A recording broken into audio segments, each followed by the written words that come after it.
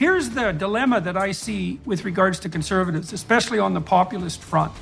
And so Trump was very good at speaking to disaffected working class Americans. And certainly the Democrats abandoned them completely in the Clinton campaign, and had been preparing to do that for years, like the idiot champagne socialists have at the universities. But in any case, Trump was pretty good at talking to working class Americans. Peterson argues that the increasing focus on group identity politics in the education system can lead to a polarized and divided learning environment, where students are more focused on their group identity than on learning and academic achievement. He said, by design, thank the faculties of education, the most corrupt institutions in all the whole corrupt university systems, with the possible exception of women's studies and social work.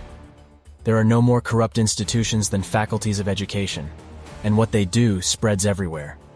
He believes that educators and administrators should be more concerned with teaching students how to think critically and objectively about complex issues, rather than promoting a particular ideology or worldview. But then you're traditionally based, but you believe that the institutions have been corrupt.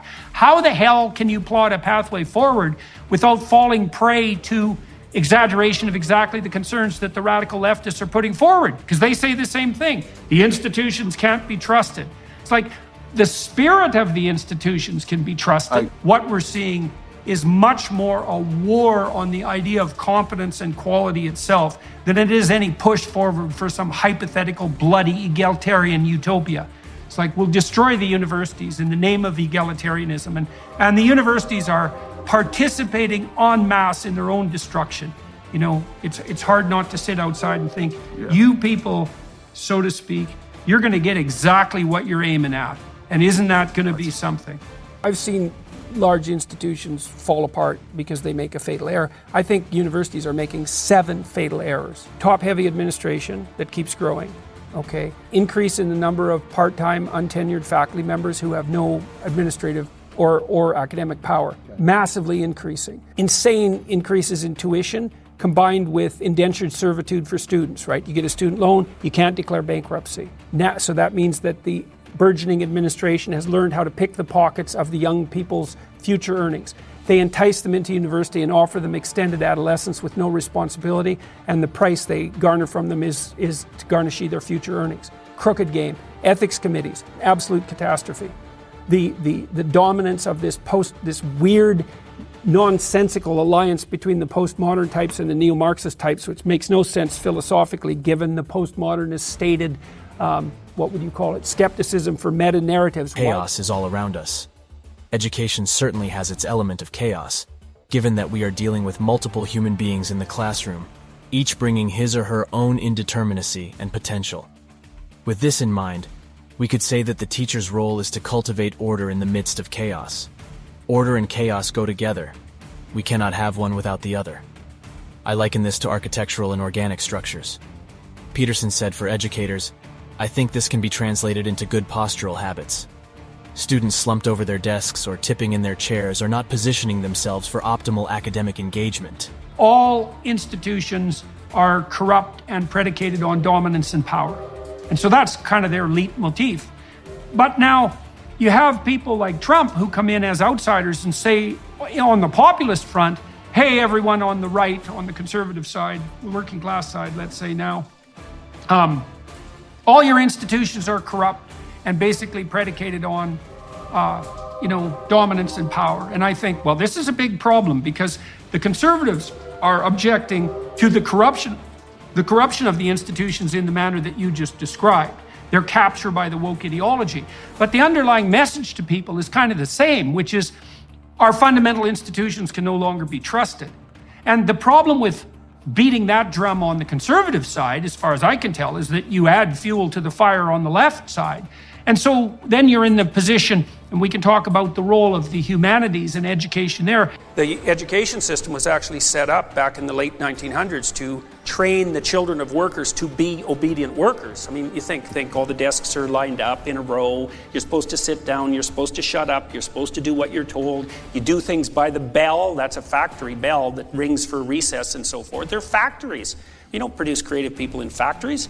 You produce factory workers, and that's fine, except there aren't any factory workers anymore, so we should probably stop doing it. I'm not sure things have changed. They haven't changed at all. Things haven't changed very much. No.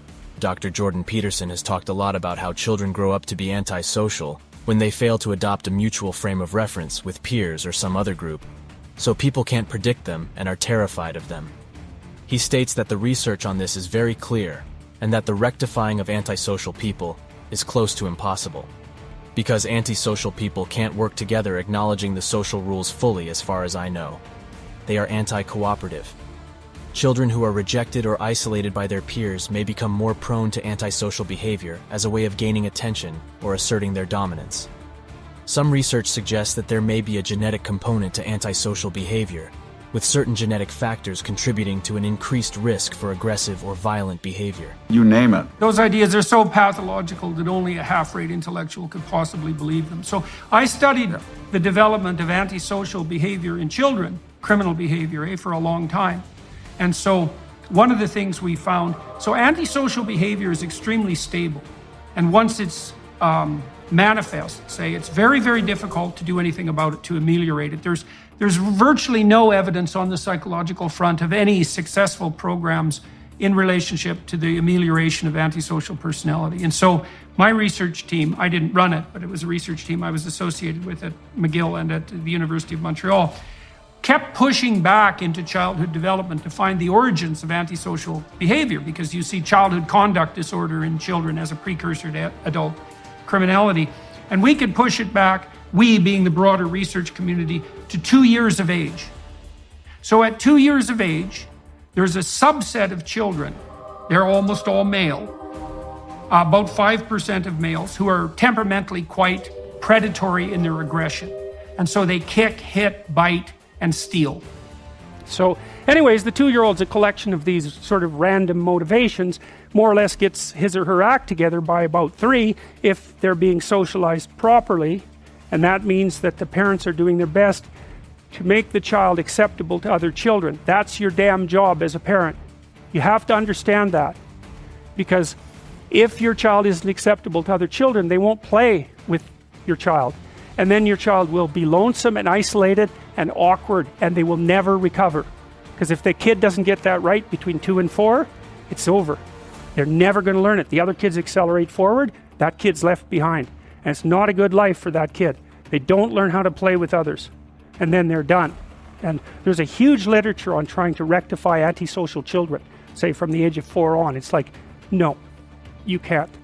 And you can go ahead and read 300-400 papers on rectification of antisocial behavior and figure it out for yourself. But I did that for about 5 years, and it was a while ago, but I know the literature hasn't changed. Peterson believes that ideological biases among educators and administrators can lead to a one-sided and closed-minded approach to teaching and learning, which can stifle intellectual curiosity and critical thinking.